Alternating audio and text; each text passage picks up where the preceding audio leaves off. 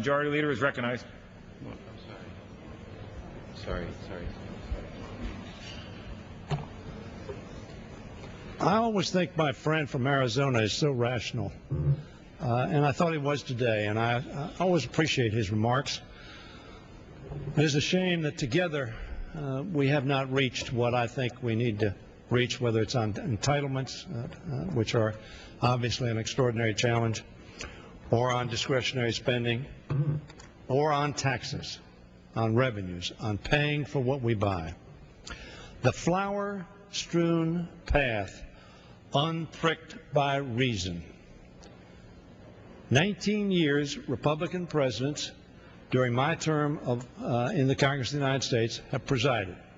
They're the one person in the United States of America that can stop spending in its tracks. The only person. 19 years of Republican presidents, $4.13 trillion of deficit spending. 1.68 trillion of that has been in the last 6 years. 8 years under Bill Clinton.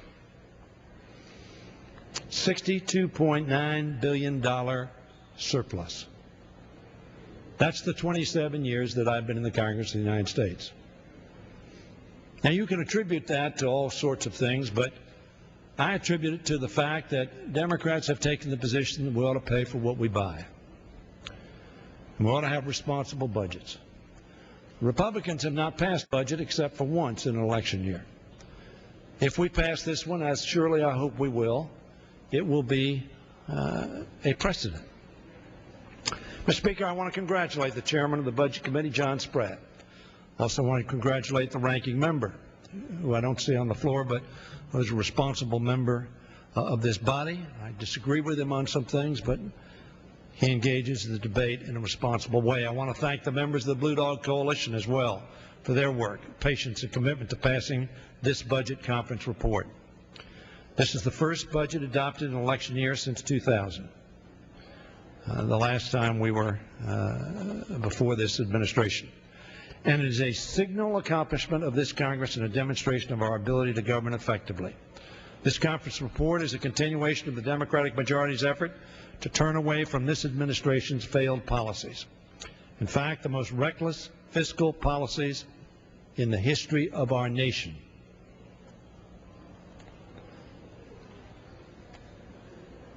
As the father of 3 grandchildren, and as the grandfather of a great-grandchild, I am extraordinarily concerned about that. We have 2 young women sitting next to my colleague and friend, Congressman Rogers. I don't know whether they're grandchildren.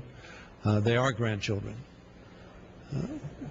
We have put those young children who sit here, these beautiful young women, deeply into debt. This budget is about keeping them out of further debt. Let's remember President Bush and the former Republican majorities in Congress turned a projected budget surplus of $5.6 trillion. Was that a real surplus? It was not. It was a projection for 10 years. Nobody really knows what's going to happen in 10 years. But it was a projected surplus of $5.6 trillion on which the Bush administration relied. And in reliance on it, did some things that were extraordinarily irresponsible. And we're now more than $3 trillion in additional debt in just 6 years. Now, it says $3 trillion.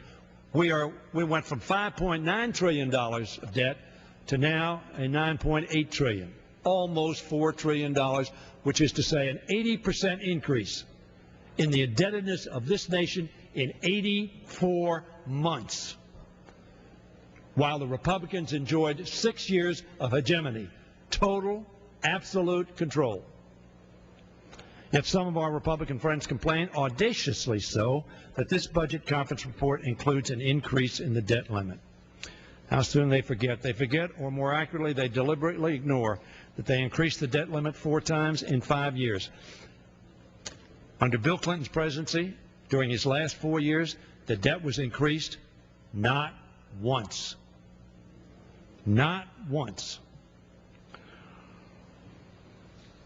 The debt limit increase included in this conference report is a direct result, a direct and predictable result of the fiscally irresponsible failed policies of the Republican Party, policies that could not be changed overnight. Nevertheless, congressional Democrats have proposed a fiscally responsible conference report that returns our federal budget to balance by 2012 and abides by the pay-as-you-go budget rules that we reinstated in January 2007 and which were abandoned in 2001. Why? Because you could not and did not have the courage to pay for your tax cuts. The only way you could pass your reduction in revenues was to waive pay-go, because you did not have the courage of your convictions nor the votes of your conference to cut spending by the amount you cut revenue, to wit, exploding debt. It's a budget that meets the critical needs of our people, making investments to keep America safe, to boost and create jobs, to provide tax relief, and to help families struggling in the Bush economy. This budget matches the President's request for defense while shifting funds to high priorities such as nuclear nonproliferation programs. It increases security funding over the President's request, and it reflects the President's proposed cuts to the President's proposed cuts to first responder programs, who in any emergency caused by terrorists or by natural events will be the first responders.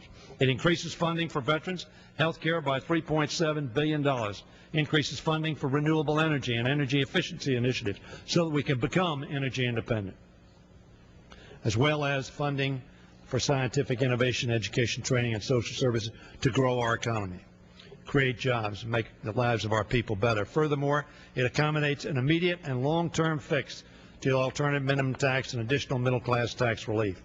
Middle-class tax relief in this budget. Finally, this conference report rejects the President's harmful cuts to Medicare and Medicaid, to the Low-Income Home Energy Assistance Program, to state and local law enforcement programs such as COPS, and to Environmental Protection Agency grants to protect public health. It also rejects the President's proposal to increase fees for veterans and military retirees by $18 billion. Mr. Speaker, the Democratic majorities in this Congress inherited a fiscal debacle last year. Today, through this budget conference report, we continue to address it and to meet the critical priorities of the American people. This is a budget that we can be proud of. I urge all of my colleagues to vote for fiscal responsibility, vote for the appropriate priorities for our country, vote for a brighter future for our children, vote for the conference report, and I yield back the balance of my time. Gentleman from Texas. Mr. Speaker, I yield myself 30 seconds. Gentleman is recognized.